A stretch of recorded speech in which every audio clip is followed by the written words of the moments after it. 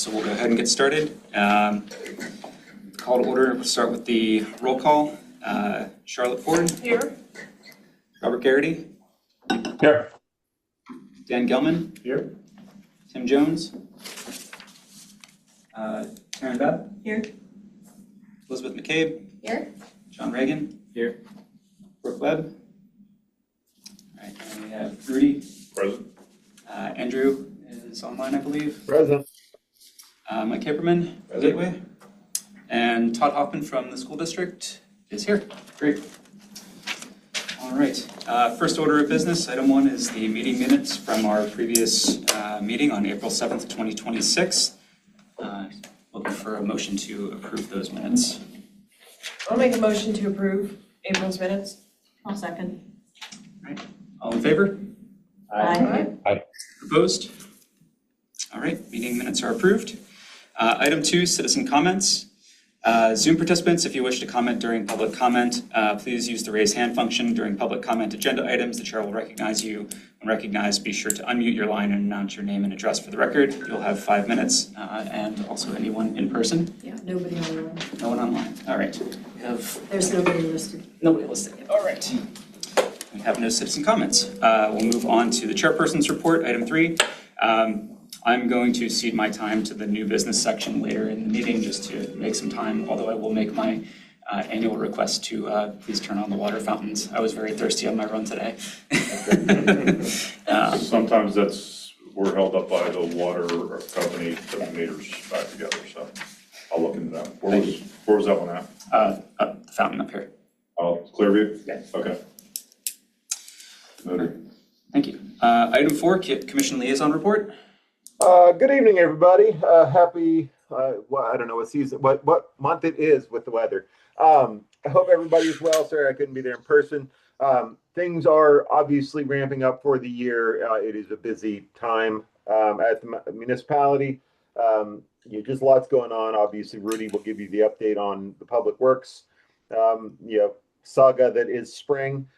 Things invariably are just busy, again, with everything, construction and everything, that needs to happen during the summer. And invariably that also means just busyness, for staff and ultimately for commissioners. Just wanted to thank everybody who was able to attend the appreciation dinner for all the volunteers. We do appreciate you all. It is something that we should celebrate you guys more. Because this is a tough task, and one dinner every couple of years probably isn't enough, but we do appreciate it.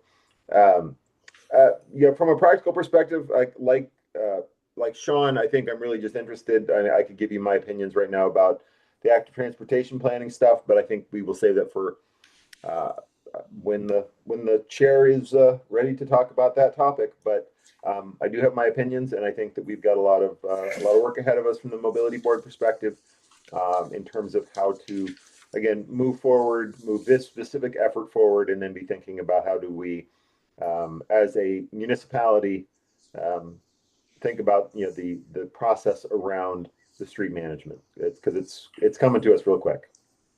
So I'll give you, unless anybody has questions, pretty much part for the course these days. All right. Item 5, staff liaison report. I don't have a whole lot, but I think it was mentioned at the last meeting. Commissioner Flynn may have mentioned that the Greenhurst sidewalk installation was approved by the commission. So we'll be jumping on that when school's out. So as soon as the kids are on summer recess, we'll start the installation. Contractors on board. We will have a pre-con meeting for that, but it is lined up and ready to go. We're kind of in a transition between replacing faded signs throughout the community and getting ready to line paint. We also hire seasonal workers. Some are usually college kids to assist us with traffic control and painting the crosswalks, stop bars, and all those things. So all of our equipment is prepped, ready to go. We'll be getting started with that in the next few weeks as well. And then Mr. Haberman here and his team has started working on design for the replacement of the signals at the intersection of Parkview and Bower Hill. So we're getting that lined up, permitting and so forth, and his team is rolling along with that. That's all I have. Item 6 is the subcommittee reports. The capital budget subcommittee did have a brief meeting about a week ago or so. 27th, yeah. 27th, so I'll let Charlotte, do you want to give a recap of that? Yeah, we did talk about the discussion around the Kelso sidewalks. So just to bring that up again, actually this is somewhat new for me because Sean, you mentioned a few years ago when the residents asked for an estimate, it possibly was miscalculated in terms of what the residents' portion of the fee would be for Kelso sidewalks. So we'd like to discuss and possibly have a motion just to possibly reevaluate that estimate for what would be closer to numbers that match sort of what our policy is now as opposed to what it was when that was initially done. So just for clarity, the sidewalk expansion policy was updated to get away from the total project cost and only deal with the sidewalk installation cost. I think that passed end of last year, early this year. And I believe the estimates that were sent out to residents was the greater of the two, as the previous policy had stated.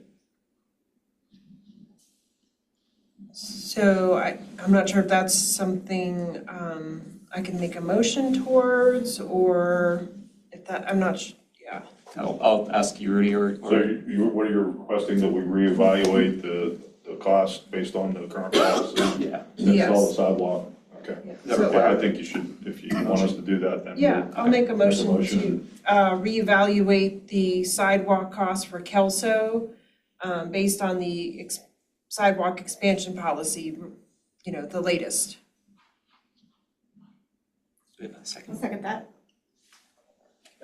All in favor? Aye. Okay. Aye. All right. Opposed? All right, motion carries. Okay, so we also discussed obviously the active transportation plan and, you know,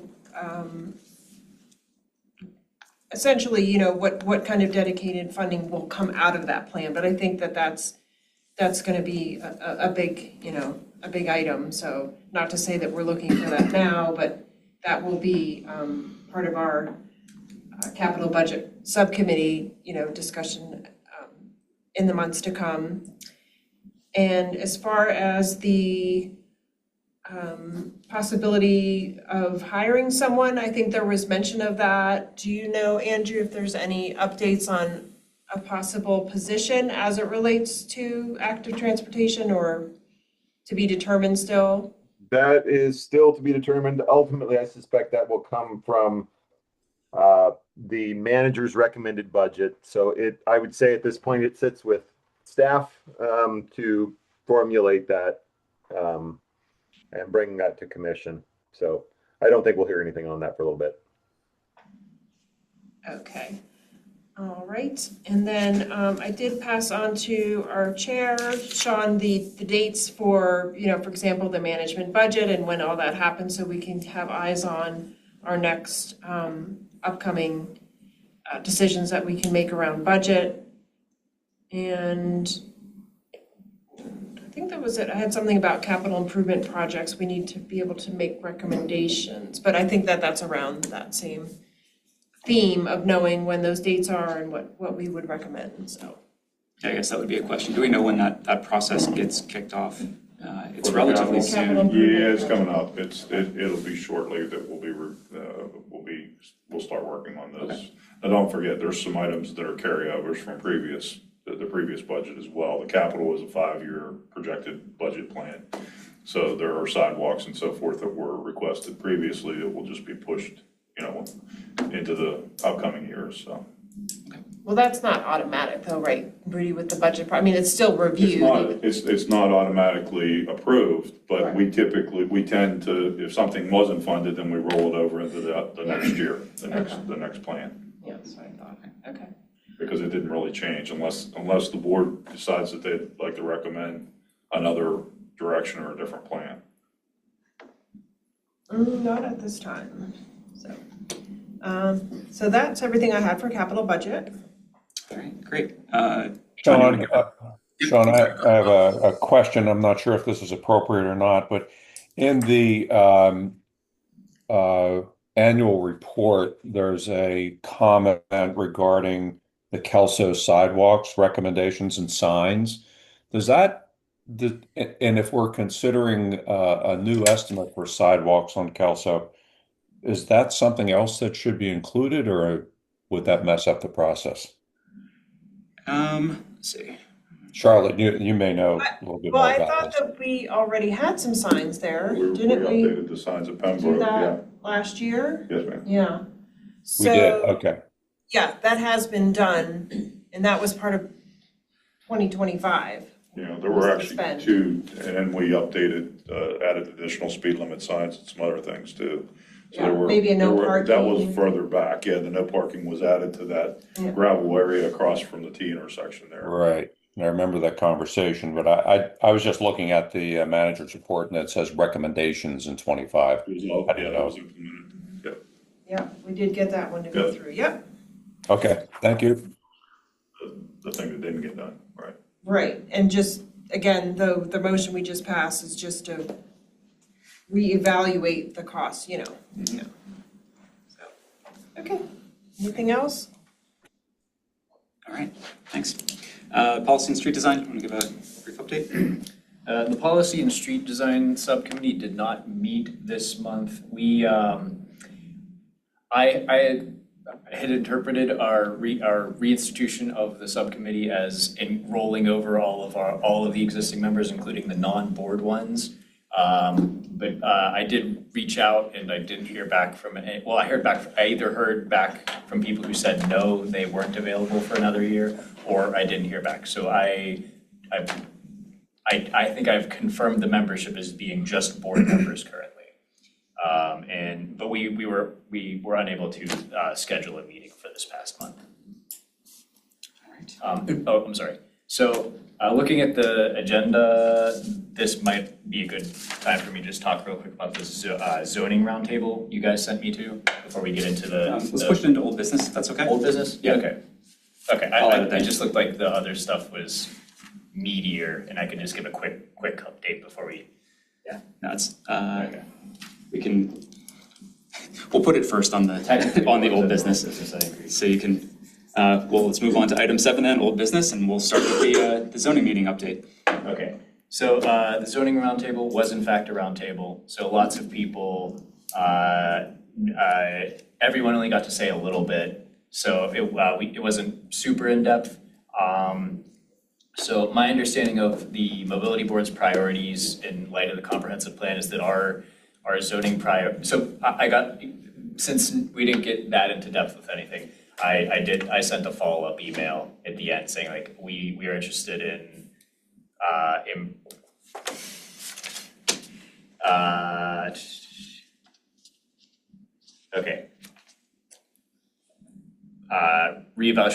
reevaluation of off-street parking requirements, the street design standards in the Saldo, and density, building density and zoning as it affects being a hurdle to active transportation. So if the nearest store is 2 miles away from where you live, it's hard to do active transportation.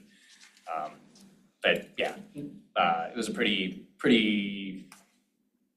simple, brief meeting where, that's all. Do you know if there are any follow-ups to that? There are definitely more, there are more activities in the whole process, which I understand I believe that will include small groups of some sort and public comment at some point, but as follow-ups to this specific roundtable, I don't believe so. I have one ask for you. Would you mind forwarding the email that you sent to Ian to the group, just so that we all have it on record? Yeah. That'd be great. Thank you. I'm actually surprised it didn't already, sorry about that. You may have, and I saw it, but did anybody else? Okay. Oh, if anybody, probably just you. Okay. All right, next item is the year-end review for commission. So Seth Cutler, our previous chair, was kind enough to put together a draft. If I can share, maybe. this on screen very briefly.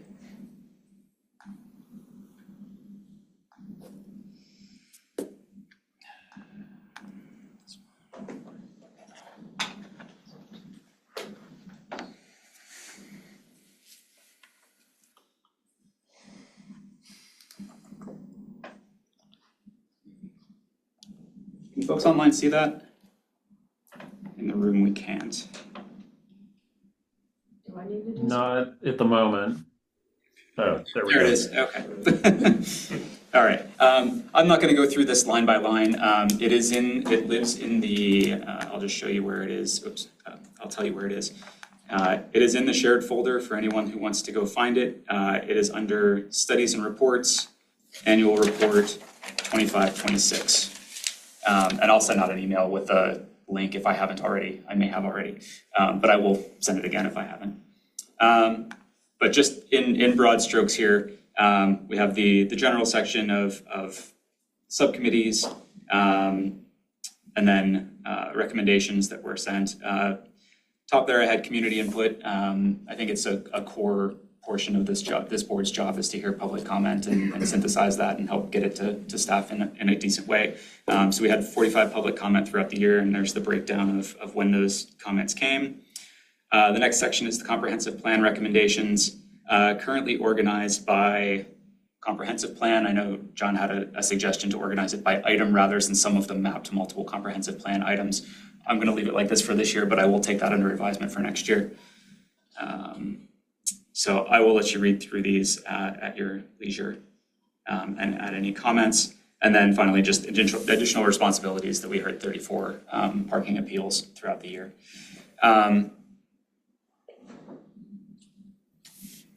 From a timing perspective, I guess we would have to approve this. I guess I want to make sure that everybody has a chance to read it. I think for next meeting, we'll try to get a motion together to formally approve it and send it on. So in the next month, if you can please add any comments that you have in there. And then if we don't hear anything, then we'll try to get a motion next month to get that approved and sent on. Does that sound reasonable time frame-wise? Absolutely, yeah. Okay. I'm pretty sure it goes to Ian McMeans. Okay. System manager, planner, yeah. I'll verify that, but it's in the rule book. Okay. Just a quick Yeah. policy question on that. So the people that were part of it last year, but every 2 years we change terms, but the current board would be the ones approving it for the year before? Right. Yeah, Okay. yes. Okay. Personnel, yes. Just- Anyone who doesn't feel comfortable approving it based on not being here can abstain from voting. That's Okay. kind of standard. Okay, cool, thanks. All right. Next item, moving on to new business, number 8. This is what I do want to spend the bulk of the session on if we can, is the review of the active transportation draft comments. Reason being for that is we do have a request from Mr. McMeans, the assistant planner, that we provide comment this week, I think on Thursday. So I do want to make sure that these comments are to him in that timely manner. I will pull them up on screen. Again, I don't think, we've had this document that we've had out shared to everyone on the board to be able to provide comment for the past 3 weeks, I believe. So hopefully there's been adequate time for people to add comment. But I do just want to kind of go through a couple of the items. If I can find it.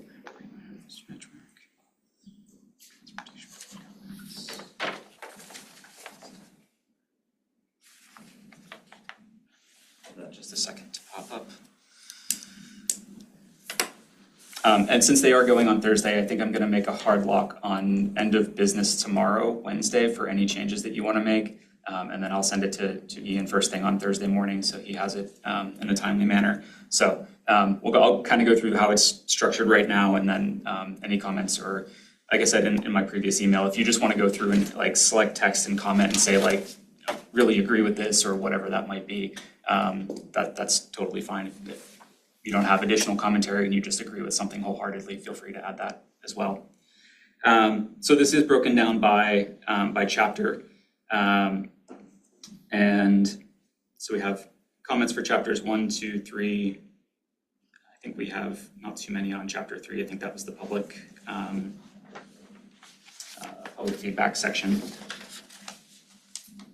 I think the majority of the comments are chapter 5, which would be the section about like the street design, and then chapter 6, I think, was kind of the implementation. So those was a little slimmer on 6th. And then I have a number of draft map comments. So please do take a look at the map as well. And if there's any streets that stand out as something that isn't priority that you think should be priority, add a comment there. And then I have an other comments section. So I personally kind of did a little bit of analysis based on other active transportation plans that exist throughout the country for, comparatively sized municipalities, and kind of came up with some things that I felt were missing from it. So those are there as well. If you have anything like that you feel would be useful to add that is not there, please add a recommendation there. I did just want to open it up for probably about 5-10 minutes of open discussion. If people had questions, they didn't feel comfortable putting a comment on the document, but wanted to ask a question to the group first before doing so. Just wanted to open it up for that for a little bit.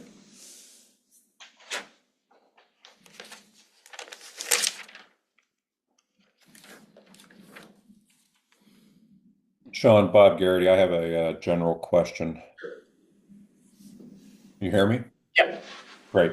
I listened to the discussion and I thought that Andrew's comment was very much on point from the presentation that was done back in February. This is a fairly thick document. Is this the format that is going forward, that people are actually able to look at this when there are particular points to consider, such as some road construction that's coming up? Do we know what to do? Is this a tool then now that can be used to actually implement some of these principles and the things that we're doing?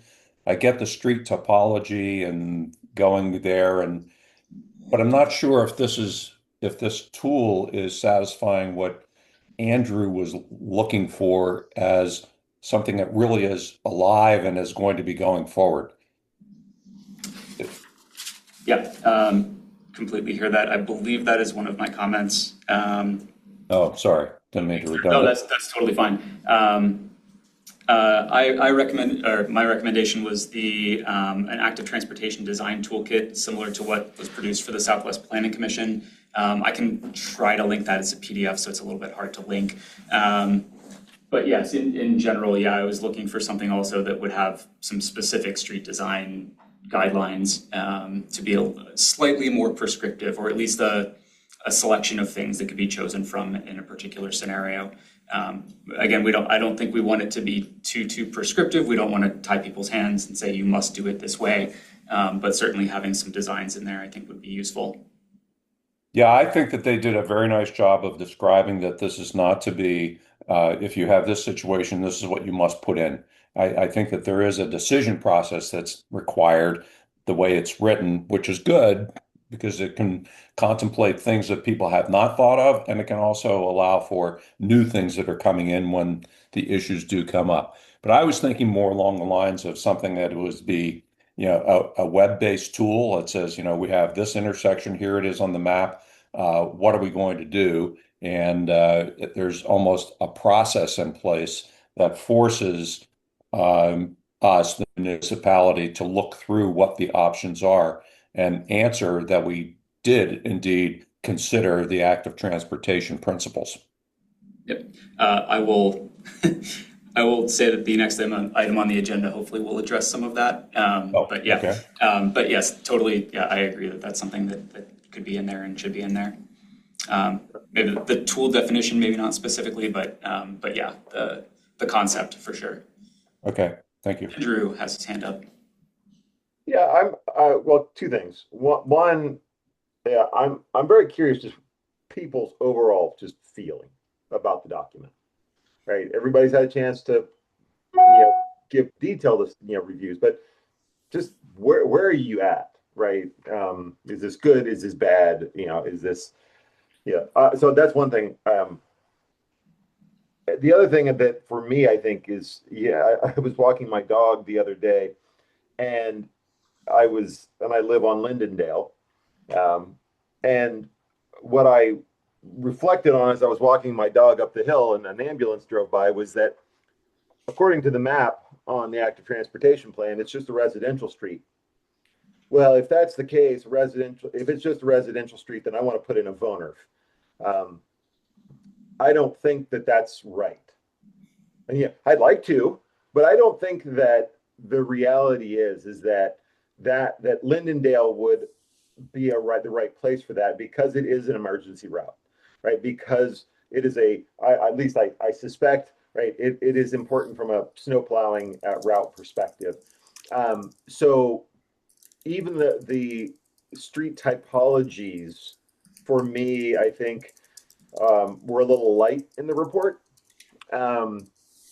Because again, and maybe it's, empowering, the municipality or residents to go through an exercise of saying, what are all of the attributes, right? It's an emergency route. It's, I don't know, whatever, right? Whatever the key attributes are about a street that need to be taken into account, I think need to be quantified. So that, again, I always go back to, on an emergency route, I can't narrow the street, I can't put in speed bumps, right? Whatever it is. So I'm going to prioritize sidewalks, right? Where on other streets, I might not need to put in a sidewalk because it's not, a place that, is, I can slow traffic in other ways where people can experience the entire right of way on foot or on a bicycle or on a skateboard. I don't care. But in an emergency route, I need to make sure that space is clear and ready to move vehicles. Therefore, these things need to be taken into account. So again, for me, that's what really struck me, was that the typology, the map that I looked at was like, clearly this is not done. And I mean, I personally was hoping that the consultant would do it all, but that's not the case, obviously. So they better give me a toolkit that allows us to have a process for going through that, right? Because Rudy's got considerations, and Jason Haberman's got considerations, and Chief Christophel's got considerations, right? There are lots of things that need to be considered going into what a typology is. That didn't happen, at least not my impression.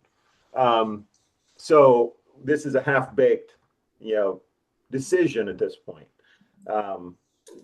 So that for me was kind of my takeaway was, yeah, good work, good framing, nice background, but light on implementation toolkit. So I don't know, that's where I'm at. Yeah, I think my couple other big takeaways that we're missing, if we are looking at adopting Vision Zero, part of that is a high injury network, really identifying places where there have been crashes, especially with vulnerable road users. That's definitely not part of this. And then the inclusion of like post-crash analysis mandates to be able to say, yes, we are applying safe systems when there has been a crash. We need to look at it not just from who's to blame. We don't want to look at it from who's to blame. We want to look at it as humans are fallible, and we need to engineer this system in a better way so that this doesn't happen again. And I don't think either of those are in the plan currently, and think they should be. I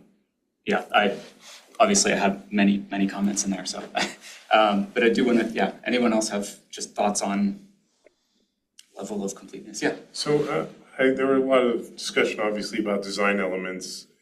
I didn't see a lot of discussion about enforcement and its role. Does that enter into this type of discussion? A fair question. Do you want me to take a swag at that? Rudy, do you want to take a swag at that? Thank you. I'm going through a tunnel. All right, I'll go. Can I just real quick, Andrew? I would say like the safe systems portion of this is if we can get the engineering right, enforcement is less of an issue because we're narrowing roads, we're putting obstacles in the way, and we're actively slowing drivers down. And we're designing in a way that speed isn't an issue, but obviously that takes time to get to that point. So, but yeah, Andrew, go ahead. Yeah, no, I mean, I think that's the heart of it, right? Is that, this plan in and of itself is a document that should help us understand the long-term change exercise, where we are going, not necessarily the immediate implementations in terms of enforcement, right? And Chief Haberman and I have had these conversations. He wants people to be safe too. And if you look at the data, people are. And that's his immediate assessment, right? In his day job right now, they are doing lots to be proactively engaging on safety. But that's not in a target state model. That's not in new thinking. That's in, this is the world we live in today. And so I think that there is a delta between where we are and what enforcement would look like in a target state. But I think primarily this is a infrastructure focus as opposed to kind of the entire ecosystem surrounding mobility. But that said, I think it's an important piece of the puzzle that we probably at least should acknowledge, if not go into a full deep dive, because there's all kinds of other enforcement factors that come into play here, right? Laws that have to be followed, certain types of, again, I won't even try to say what Jason would say, but that's a whole other ball of wax, I guess, is the short of it. Thank you. Yeah, I mean, I had similar observations around, where's the meat of, I've heard citizens come here and say, it's a near miss, I just barely, my kids, Beth's even told her personal story, we all have heard that. So if a citizen is, saying, okay, I have this concern on my street, near my school, now what? Where does that go? Where do we do with that? So I was sort of thinking along the lines that this plan would start to capture a process and a procedure. It was light on that. I felt like, okay, so we could, here's a form. I don't know, some way that the citizens know that you've been heard. It's added to a list, whatever, that's kind of, what I didn't really see there. I'm still, to be perfectly honest, reviewing completely, but, that's just something I noticed, that I thought, we wanted to have this document do for us is a method or a policy, a way, that citizens can have to keep their concerns living, if you will, or going and where to, so, and to Andrew's point, like, oh no, because it's this kind of street, okay, move on. But maybe there's other considerations. Well, what are they? That kind of thing. I agree. I think when I was reviewing the maps in particular, it captured basically reframing all of the data that the public sessions had. It didn't seem new to me. It seemed that, because I participated in a lot of those sessions, and I think the way that they gathered the data, the information was great. But what they took from it, we didn't really need it, just, it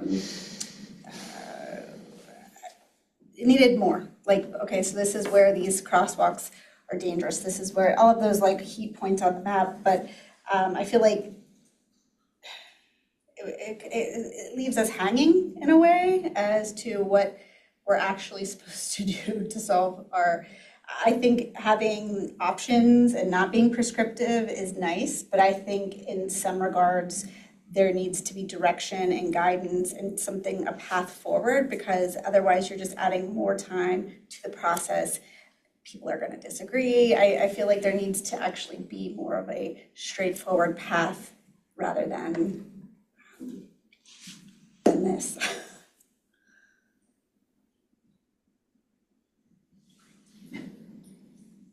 Yeah, I confess that I did not have time to review the scope of the project in depth before. I'm pretty sure I've read it before, but it's been a long time. So all of my comments are purely just taking the document at face value and just going in and just nitpicking little things. So I wasn't looking at it from like a whole perspective, and it's like, yeah, it could use a recommended framework given the scope of the thing, I didn't expect this to like solve all of our problems, but it does seem to be lacking a roadmap. It seems to be the priority network. I did see some helpful criticisms of it in this list, but that seems to be a valuable deliverable. But a roadmap would be helpful. I hope that was in the scope, the project scope. I unfortunately can't speak to the scope of the contract. I don't know, Andrew, do you have any comment on the scope of the contract and what might have been expected?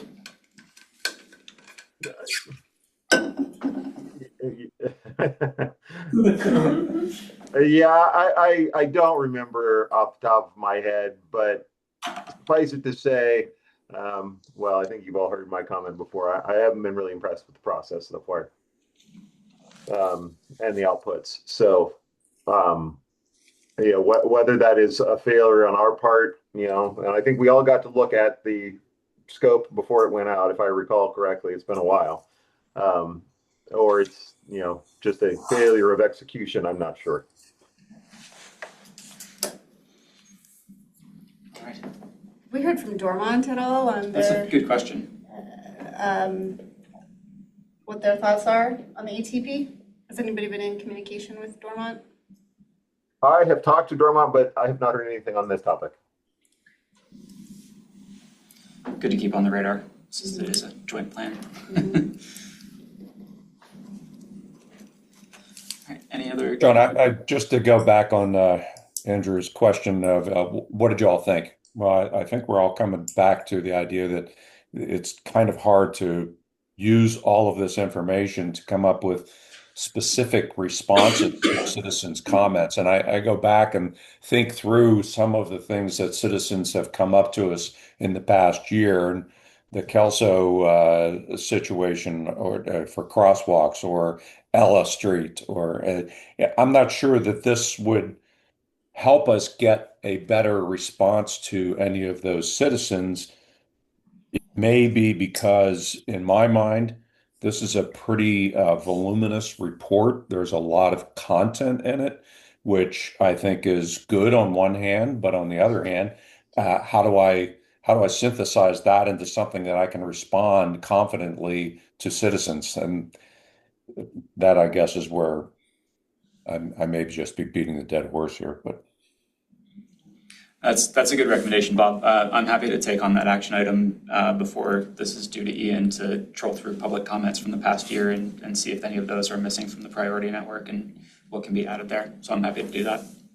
Yeah, I mean, I can't remember how many times we were told or said, the active transportation plan will fix that, or will address that, and to Bob's point, the action portion of it seems really difficult. I mean, you're supposed to read through like how many pages to figure out how to fix it. I don't know.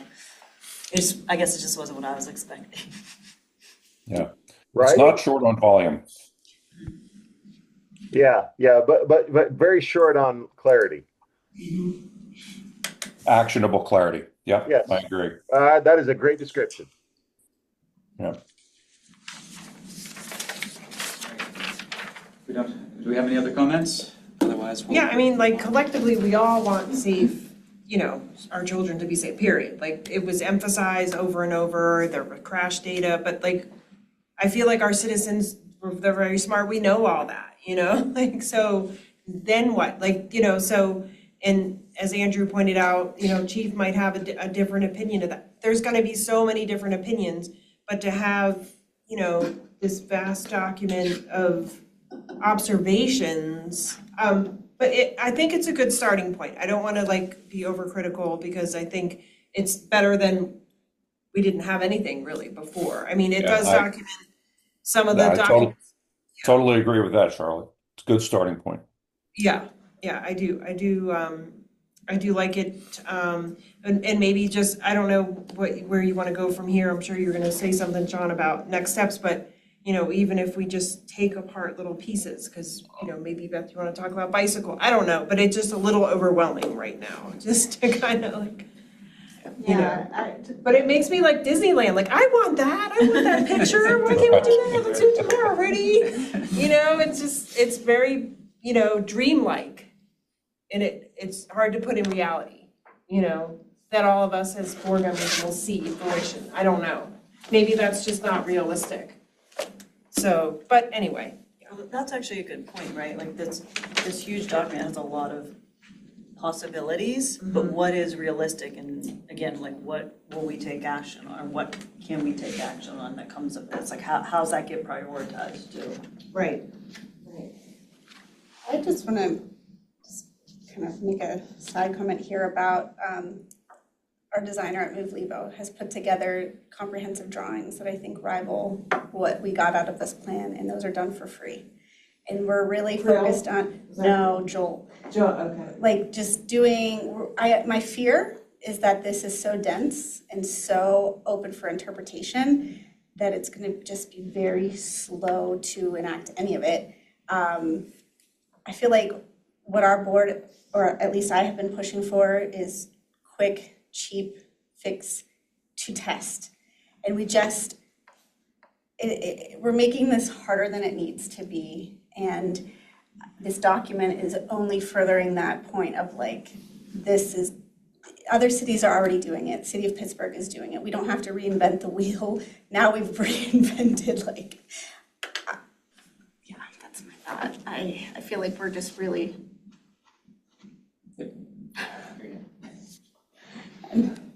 One thing that the municipality needs to do, like this, like they're doing the zoning code update right now. There may have actually been a recommendation in there somewhere, even if it wasn't laid out clearly, but the municipality needs to update its street design. It needs to actually go in and update the street classifications and update or add more construction details into its library. You've been saying that all along. Yeah, I've been saying that all along, but that seems like it's very, like it sounds like that's what a lot of people are expecting from this, like stuff that could be built. I'm hoping that, like, I mean, there at least are some of those, at least they've spread it out to 5 classifications from the current 3. It could be more, so at least it's a start, but yeah. Yeah, with, I know Commissioner Flynn was talking about the street typologies. I was wondering if there should be some sort of, I think it would typically be described as an overlay for like emergency traffic and stuff, because I live on a nominally residential street, but there's probably like 1,500 to 2,000 cars per day, and also there's lots of EMS traffic. I'm pretty sure the fire trucks drive past to go to the gas station or something. So yeah, so it is a residential street, but they're like, you need to take into account how frequent these large vehicles are using it for non-emergency purposes. But I don't know if that's typology or an overlay. I think Probably an overlay that emergency services make sure that they've had their input into the plan and into the network and flag places that they typically use on a regular basis. So that, yeah, exactly what Commissioner Flynn pointed out doesn't happen. We change a street that they need. Well, and I think, and guys, yeah, so I love that you're taking the time to get into and give specific examples. Honestly, I would love everybody's just gut reaction written up in, right, a couple paragraphs as a compendium, right? We think this is a great effort, but not impressed, right? However you articulate whatever that is. But yeah, again, the commission is going to get this, right? And obviously Ian is going to get it, in so much as there are specifics that Ian can potentially help get pushed over the finish line. Great. Let's do that. But I think there's also the headline for the commissioners that would be good, right? What have you been hoping for, right? What has been, kind of committed through this process? And how is this succeeding or failing, right? Where are we trying to go as a mobility board, or, your perspective of, where the mobility board needs to go and what residents are asking for and whether this is helping or not. Right? Those words, I think, really matter because, again, not every commissioner is going to read through all the detail, but they will synthesize your ideas much more quickly. So in so much as you can bring these conversation points into a summary document would be, I think, really powerful. Sean, what's your deadline? End of day tomorrow. Our deadline, yes. Okay. So I did add a top little section there to the shared document for overall commentary. So if you have, as Andrew just expressed, some overall commentary that you want to pass along that summarizes your overall feelings, please stick it there. That'll be the top of mind as this gets passed on. Honestly, I'm sure that somebody, right, could go and use some tool that could scrape the YouTube video discussion, and probably synthesize a lot of this pretty quickly. But just throwing that out there. All right. I think I would like to move us on to the next topic here, unless there's objection. All right. So I guess some of the things that were brought up during this, hopefully trying to address with a kind of a parallel draft resolution that we could potentially recommend to commission that would include a policy that would be more of the implementation steps of how we get from active transportation plan as it exists now to what are the steps we actually take.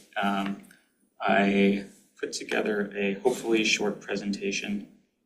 I have the draft resolution in paper form. I also am going to share it out as a shared document after this to everybody at this meeting. I definitely want all the comments that you can provide, anything that doesn't make sense, anything that isn't flowing properly, but hopefully a quick little just run through of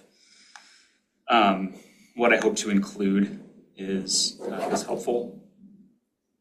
Hopefully this works. There we go. Okay, I can actually see it. So again, this would be a parallel recommendation that we would make to the commission that goes alongside the active transportation plan. That is, unless the active transportation plan massively changes based on feedback and it includes a lot more of this, then we can filter out those portions of it and say just refer to the active transportation plan. Does this work? Can I click? There we go. All right. First part is an actual commitment to Vision Zero, putting a date on it as is best practice defined by Vision Zero. I put 2040 up there. Somewhere between 2040 and 2050, I think, is a good target to aim for. For anybody not familiar, Vision Zero is recognizing that traffic deaths and serious injuries are preventable through design. Right? We can fix these systems. So the municipality would commit to reducing to zero deaths by 2040 or whatever date we choose to be. A priority shift, which is a big one, safety and preservation of human life will be prioritized over the speed of motor vehicle travel and level of service metrics. That's obviously only on roads that we can actively control, but we can also hopefully lobby PennDOT to make that the case as well.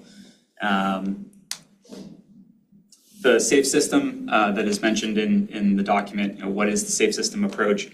What are the principles kind of defining those things, right? Humans make mistakes.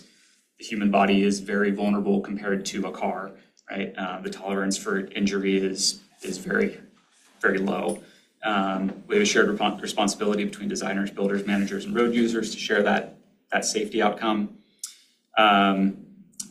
as you may have mentioned, right, using data. So I recommend the inclusion of a high injury network. This is something that the Southwest Planning Commission has done for, I think, all of Allegheny County, maybe a wider region. If we just want to tap into their higher injury network and include the streets that they include, or if we want to look at our own data to do that as well. But that would come above the priority network, right? These are the known places that there have been accidents that we need to fix first. The second is some sort of system that can report near misses, so that residents can actively say, I was almost hit crossing here. Some way to track those and then use that data to inform future decisions. And then redundancy, so strengthening all the parts of the system so that if one part fails, we can still protect the individual. So safer speeds, focus on active transportation and the typologies that are covered there, as speed, management of speed is the primary survival and safe and survival of crashes. So again, talking about the high injury network, starting out, I had originally thought of the past 5 years worth of data to prioritize where the high risk locations are. However, in thinking about this, I know there are a couple of other intersections that have crashes within the past 10 years that haven't been treated. So maybe that initial high injury network, we look back a bit further for places that there were serious crashes that were not treated in some way, that were not fixed. Again, the near miss reporting, and then the implementation of a multidisciplinary post-crash review team, or response team. This is something the city of Pittsburgh has implemented. I think it'd be important for us, if we are taking Vision Zero and safe systems on board, that we have a team that is not just the current makeup of either police and fire and maybe EMS that currently look at a crash scene, but also involve engineering, so that we can look at things that in the design that caused this issue, and try to apply that safe systems application, and then provide a report back on that with recommendations within 30 or 60 days of the incident. Another one is funding and budget mandates. So we have this plan. We have to ensure that we're actually going to spend money on it. So calling for not less than 15% of the annual transportation capital program to be directed toward mobility and safety initiatives to make sure that we have a funding stream that can pay for this. And then at least some amount of that should be made up to support the priority network specifically. So with that said, with budget mandates, I mean, it seems like a logical number. However, I guess how is it decided, what that capital, just making sure something, is that through a bond? Like, how do we have to figure out like what are we asking for? How much does it cost? And then figure out, the funding for that? Or is this more or less earmarking that specific to what we whatever the commissioners decide to spend on mobility and safety initiatives? So most of this would be directed towards staff, and as they're generating their budget recommendations, 1 second, Andrew. As they're recommending their budget recommendations for the year, pulling out mobility and transportation, I think it's currently spread across a couple different places in the manager's recommended budget, Okay. consolidating that into one place and then ensuring that 15% of that is designated for safety initiatives. Okay. Andrew, did you have further comment on that? Yeah, I mean, I think it's always important to remember, guys, that ultimately, right, there is no policy that can force a future commission to do anything, right? You can't hamstring the elected body from any action it deems appropriate, so long as it's within its legal right. So we can say 50% of all funding in the municipality should go to or has to go to streets. It won't happen. This is really about, again, the process, internal, before it gets to the commission, right? How do staff think about this exercise, right? What are goals that they should be striving to achieve? And if they can't achieve, right, articulate it, right?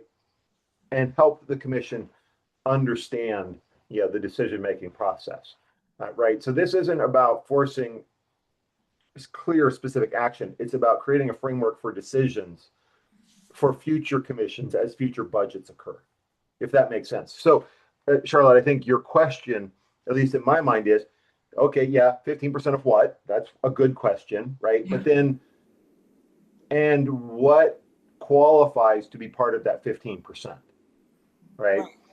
Those are both interesting questions, right? And I think that would evolve. I think we would learn and we would grow. But yeah, again, as we at least start to set out, the framework thinking, I think this is a good, target to be, working toward. And I suspect that commissioners would agree. At least from a structure perspective, right? We could probably debate the percentage. And as I looked at last year's budget, there were I probably came up with 3 or 4 different numbers that this could have been depending on what was included, since it is kind of spread out all right now. over the place, yeah. So yeah, recommending that it kind of comes together in one place would be helpful. But to your point though, Sean, I mean, there are very expensive items, so, just like Andrew's hard part of his job is like, well, what do we spend, because it can't be everything, so, yeah. And to be clear, like there are, in the resolution itself, there are, and the policy that accompanies it, there are exceptions that can be made, right? But part of this is transparency. So an exception to some of these requests some of these policy items are needed, it's transparent to the mobility board, to commission, to the public, that this exception was made for this reason. And that's a big part of it as well.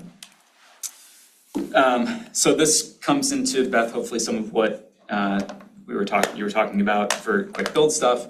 Looking specifically when a project comes up, trying to categorize it as one of 3 tiers.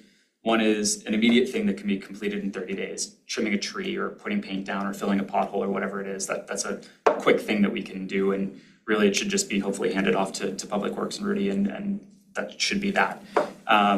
Tier 2, things that we can initiate in 30 days using these quick build items, right? And really making a push to actually use these things, right?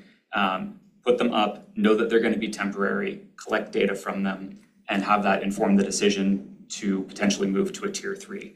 And then the tier 3 is that capital construction that uses actual concrete, actual asphalt, things like that are significant structural changes. So hopefully classifying some of these things and then hopefully moving through that tier list. And some of this can be a rolling process, right? If someone comes to us and says, oh, on Salem, maybe we could put up flex posts to block off a little bit of the lane so kids could walk without being in the road. And then if that's well received, maybe that's a carrot to have them look towards sidewalks, something like that. And then part of this is this mandatory review life cycle from the origination of a project through its completion, and then follow-up. The follow-up got cut off of this, unfortunately. So the first one. It often does. It's in the policy. The origin of these, they can come from basically from one of 2 places, right? It came from a scheduled thing that we need to do anyway. It's a road reconstruction, it's a road repaving, it's utility work that we know about well in advance, and they're gonna go in and rip up a street for gas lines, and can you do this while you're there? Or we're gonna follow on when you do this. Or the other is a safety triage, right? There was a crash that the post-crash response team looks at and says, we have these recommendations that we could do a quick build and start testing something. So those are the 2, and also in the safety area is citizen comment, right? If somebody comes in with a petition and says, we want traffic calming, something like that, that would go through that process as well. So that kind of triage to figure out, is it a tier 1, 2, or 3 would happen for those safety things. And then the scoping, this is a lot on staff. This is looking at the street typologies that are in the active transportation plan, interdepartmental reviews, making sure that public safety has seen it, making sure that I have planning commission later on. That could happen earlier on if we know that it's something that planning commission needs to deal with. That type of stuff to make sure that when it comes to the next step, the mobility board review, that all of that has already been done. It's a semi-in-place plan. Then the mobility board has their opportunity to review the plan. This is out of order, apologies. The planning commission would come before that. And then after mobility board has had their review, then it would go to commission for consideration. Following commission consideration would be actual implementation. And then following that would be a post-implementation data collection period where we make sure that we're actually achieving the goals that we set out to. Explicitly in here is the quick build authorization, right? Being able to do these pilots for 6 to 12 months to really get that feedback quickly. Advisory board, Mobility and Transportation Board being the body that will basically be the champion for Vision Zero and for the safe systems approach, and be the ones who are going to be the backstop and look at these things as they come through and say, did you think about X, Y, Z? And then finally, accountability and reporting. So the annual work plan. So as we look at resurfacing, as we look at road reconstruction, all of those things should look at this process and the review, and this is on the priority network. It needs a more in-depth review before we tear up the road and put down the road again the way it was. It's on the priority network. It should go through a more significant review and see what we can improve on that road before we just redo it. An annual report that would report on metrics, budget compliance, crash trends, anything like that could come out of this. And then ultimately a 3-year refresh. So looking at the priority network and the high entry network, making sure that those are refreshed on a regular basis. And then ongoing look at code and anything that can go toward fixing zoning ordinances to enforce some of the things legally that we want to see enforced. That's a very, very brief overview. There's a fair bit of detail in this. Like I said, I will share it out, but I wanted to give you all a heads up that I have a draft of this, and it hopefully talks to some of the things that came up during the active transportation draft discussion. Do you have any questions at this point? So where would Mike fit into this? Is he part of staff, or, because generally, I mean, just the cadence of what we've had, like we talked to Mike and he knows a lot of history, and I like history, so we learn, wait a minute, this didn't work before, and we're like, okay. Or do we just sort of, because he's, very insightful, that's kind of just my question is like, where do we see, because we want to take into account what. My role at this point essentially comes down to whatever comes out of this board from a recommendation standpoint makes its way to the manager. And if there is to be money or time on our part spent, that comes from him. Right. I know in the past we would, from the traffic board meeting, I would take stuff from the traffic board and just do stuff. So that's kind of the chain of command has changed somewhat with the new boards. So I'm not really taking any action on things. Certainly happy to provide history that I know here of things that happen on the traffic board, things we've done, things that have been implemented, things that have worked, things that haven't worked. Yeah. I, for some reason, remember a lot of the stuff. But as far as evaluating something or coming up with a recommendation on something, I'm kind of holding back from something like that unless asked to do so. Yeah, I see. Okay. But I mean, in your flow, I think it was like. Yeah, this would be a bit of a shift from that. Would it be? Yeah. Why is that? Why do you think that? Well, as part of the process, right? There's a couple different points where and this could also, it could potentially not be Mike or Gateway. It could be if there is a role that comes out of the manager's budget for the next year that we have an internal engineer, that could be something that they do. But in general, right, the touch points for an engineer in this process are basically determining what is the kind of tier 1, tier 2, tier 3, what's the best treatment for this particular situation. Mm-hmm. And then in the actual detailed and implementation of a project, once staff is looking at it actively and saying, yeah, we want to develop a plan for this, obviously an engineer would be involved in developing that plan. Okay. I think this is fantastic. It's so straightforward. I'm glad to hear that. I wasn't sure. Oh, no, I think it's fantastic. Yeah, Bob. Yeah, Sean, I think that this is a great structure. I think that it really puts some things in place that are logical sequence. I was struck, and you got my attention when you said the Mobility and Transportation Advisory Board would be responsible for moving this forward and making decisions and so on. And I in this sort of pages off of Carolyn's, Charlotte's comments. Where is the staff involved in this? I mean, we'd have to have some changes in skill sets in the advisory board to do everything. At least for me, it would.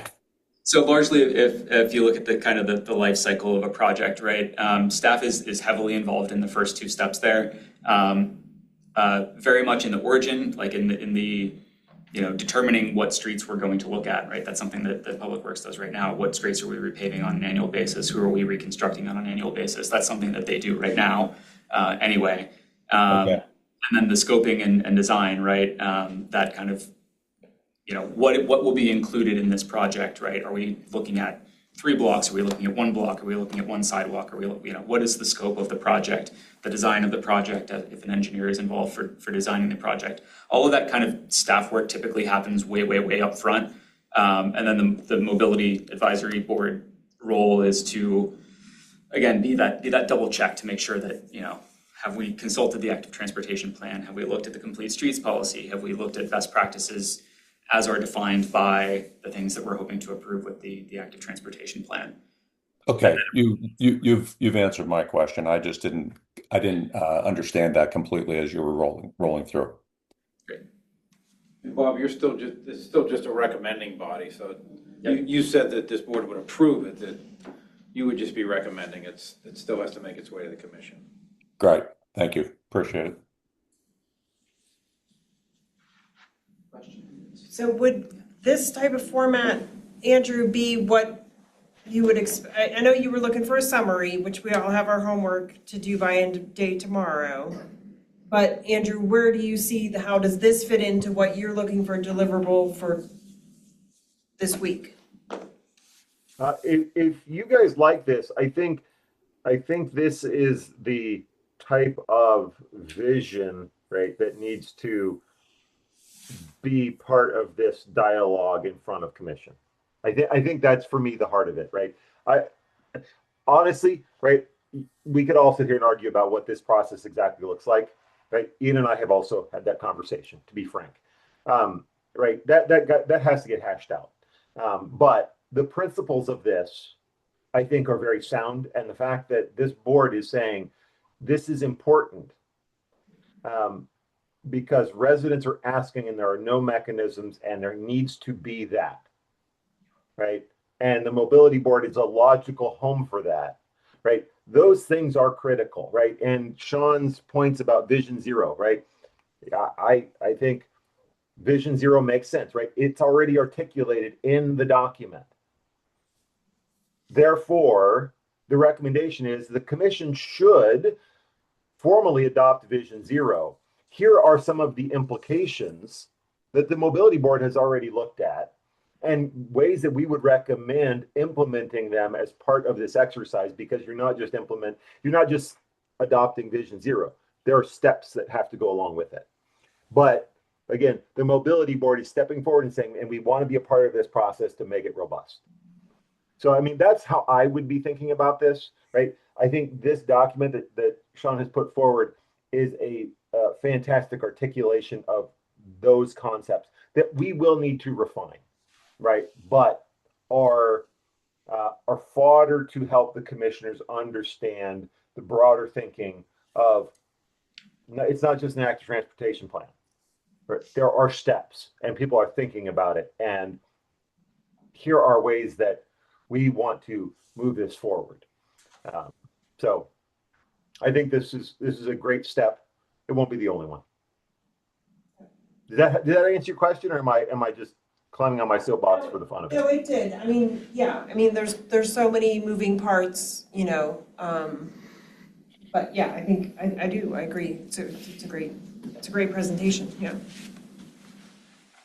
All right. I actually did drop this in the shared drive, so I will just send a link around to it. If anyone wants to just look at it quickly afterwards, I'm happy to hang around and you can look through the paper copy as well. Sorry for anyone that's online that can't do that. If you're online, you can go and pull it up in the shared drive. Okay. I'm not looking for anything right now today. I wanted to get this on people's radar. I'll probably include it in my high-level comments to Ian about the active transportation plan, that there should be some additional framework surrounding what the implementation looks like.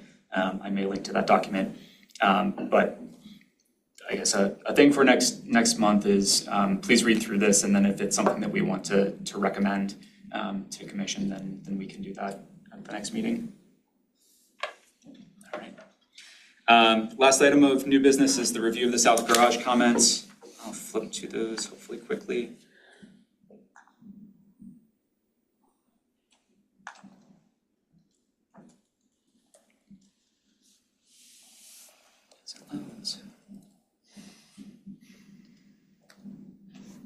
Just a reminder that we are replacing the South Garage. This is our opportunity to add any commentary on what things that, from a mobility perspective, we would like to see included in that. Some of my, I think the major themes I got, if I can quickly summarize. So EV parking is a big one. Connectivity, or like my big thing was, can this be a bicycle parking hub, or some way to connect at least this portion that's west of Uptown, have that be a central place that people can cycle to and then enjoy Uptown from there. Definitely there was concern from John and Bob about displacement during the project and how we're going to manage people that are currently leasing parking spaces in the South Garage. And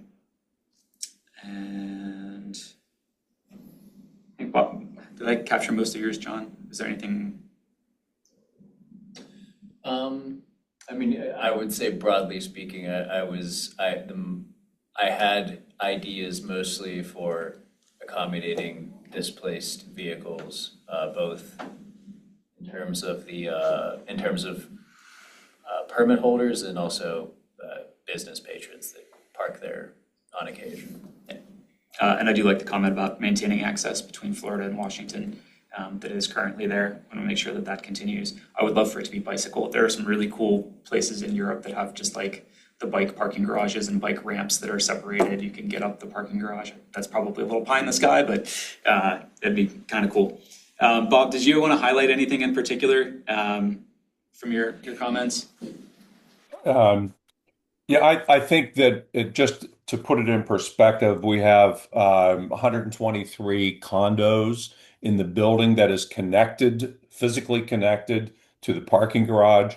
And a lot of people have, those condos are owned, so everybody has equity in them. So there's personal interest in, what's going to happen to my equity in the house, in the place. Is it going to be livable? Is it going to be doable? And I don't know how many people actually do have leases, but the condo did sign an agreement when it was built with the parking authority to have leases for parking. So that was part of the overall design, and people are concerned about that. So there are a bunch of individual comments.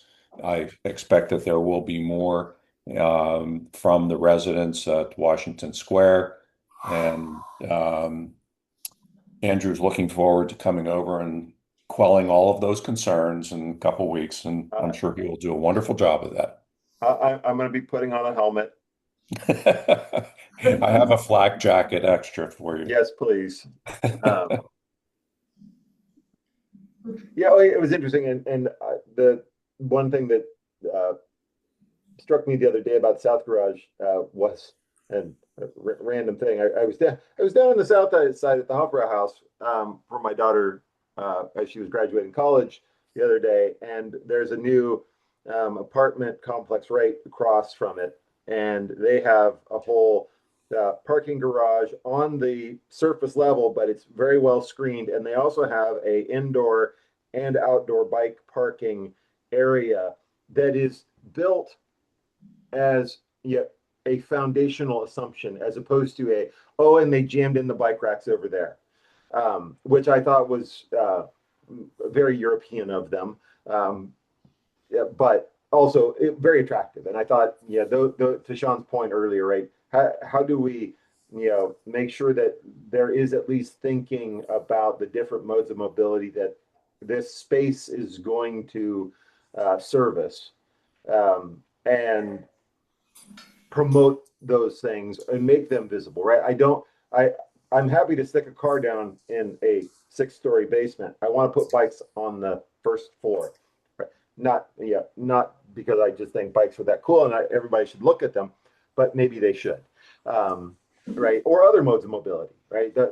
How do you allow those to be more accessible and more visible as opposed to sticking cars on the street? So I think those are design considerations that are worthy of raising and again calling out that people have interest in, because this is it's not a garage. It is conceptually a transportation hub for Mount Lebanon. Yeah, and those bicycle accommodations are probably not that expensive, assuming, right? I mean,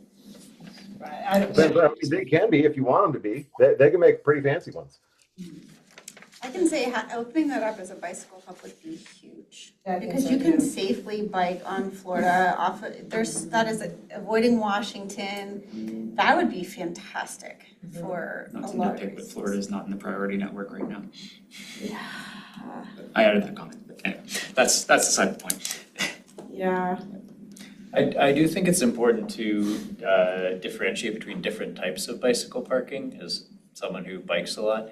So like the way our transportation system works now, bicycles are in the minority. So one perk of that is that if you're shopping on a bicycle, you can usually rely on very limited but conveniently placed parking in Pittsburgh, not here, parking spots on the sidewalk.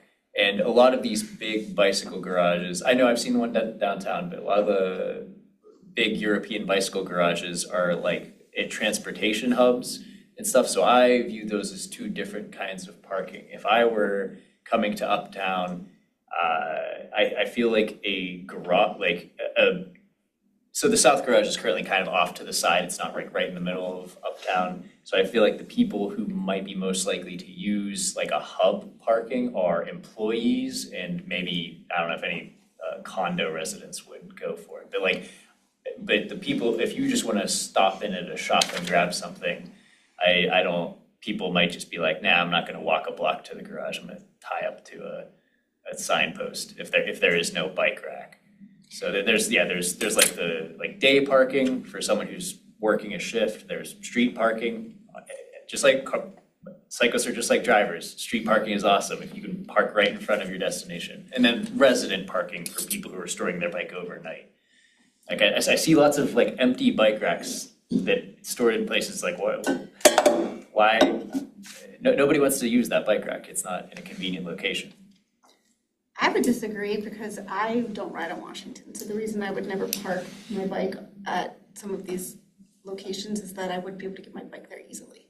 So like I don't bike to the mobility board meetings because I can't get here unless I want to push my bike several blocks, and then it is, but if bikes were even allowed into the South Garage and I could come up, I would bike here all the time. So for me, there's different comfort levels, and I think when we are, not that we're going to segue into biking right now, but if we're just trying to get people used to it, then we're going to have to make it safe and easy. So people like me personally, I would be fine parking at the top level and then walking a couple blocks, because as it stands, I just don't bike at all in Washington. So like I'm always just walking, but if I could bike, like absolutely. And I think the majority of people would feel similar to me, otherwise they would be out there biking now. So like if you can avoid Washington, that's why I've never really pushed that hard for bike parking on Washington, because Until we can fix Washington, yeah. Yeah, like let's stick to the side roads, and that's like Florida, so you can access it from a lot of points. So that's, I see what you're saying, but I'm not hardcore enough to park on Washington.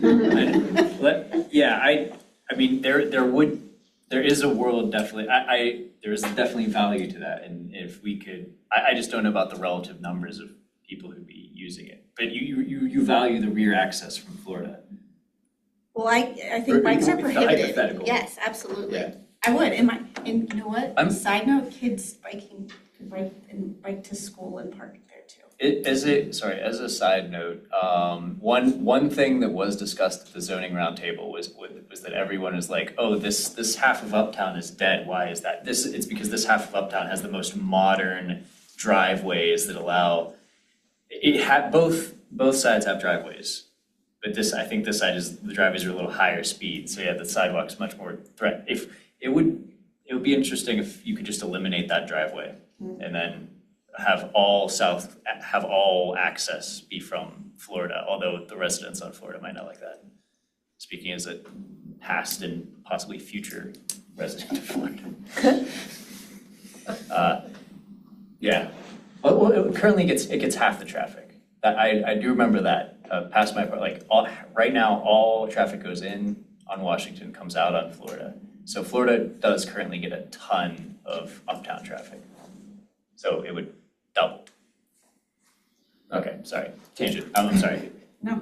Point taken. I'm crazy and I ride on Washington. And although I hope Washington is someday safer, that Beth feels comfortable that is not today. Probably not in 5 years. All right, I think similar to the active transportation plan notes, if you have any other further commentary on the South Garage, this is still very, very early, right?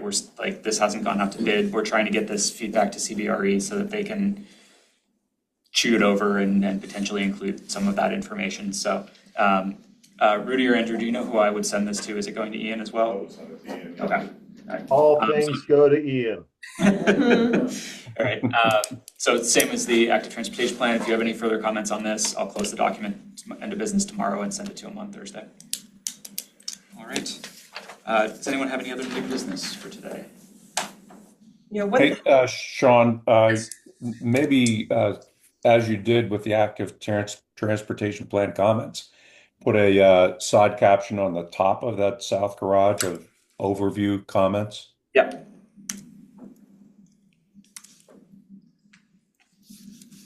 We'll do that. yeah, just one last thought on, you know, all of this planning and it's fantastic. We're going in the right direction, but, you know, I read this article recently, like, what if you had a mobility problem and you were traveling, like you were going to another city? Like, how would you know where you could go with your wheelchair, right? So it was, you know, talking about Google Maps and, you know, looking, so you don't even really think about that. Like, we're all like conveniently can get fine just fine, but like, what if you were in a wheelchair when you were going to a new city? Anyway, it just makes me think about like, same idea. What if you wanted to ride a bike in Mount Lebanon from Dormont? Like, could you look and see like, oh, I can go that way, I can go this way, I can go this way, you know, before you even go, you know, you can plan it.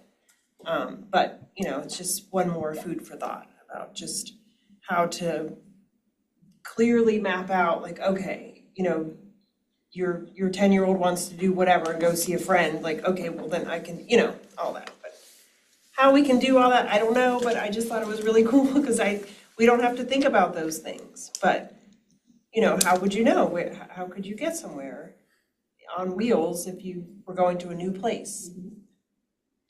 There's some really nice new wayfinding downtown that they put up for the draft. I'd send a comment I have for the ATP is to the inclusion of wayfinding for bicycle and pedestrian routes. So Okay, wayfinding, cool. signage, basically. Yeah. And then potentially Google would scrape that when they drive the streets and potentially pick that up. I don't know if they actively do or not, but I know they read all the signs, so it's possible they would. Or we could hand them that data and have it inform them. Have them. Oh, see? The whole time I'm just thinking an app so that you can like tag close calls, you know, just something that's quick and easy. I believe the city of Pittsburgh has, not that I advocate for it because their website is sometimes kind of messy, but I believe somewhere buried in their 311 system, there is a like a safety concerns item for it. Yep, I've used it. In fact, I have another one to post. That's another matter, not related to this. All right. Anything else for this evening? All right, When's our next item 9, meeting? announcement of the next meeting date and time. The next regularly scheduled meeting of the Mount Lebanon Mobility and Transportation Board is Tuesday, June 2nd, 2026 at 6 p.m. All municipal meetings will have a Zoom webinar component to enable residents to attend meetings virtually. I have a motion to adjourn. I'll make a motion. Seconded. All in favor? Aye. Aye. All right, thanks everyone. Thank you, everybody. Great conversation. Thanks, Sean. Good job. Thanks.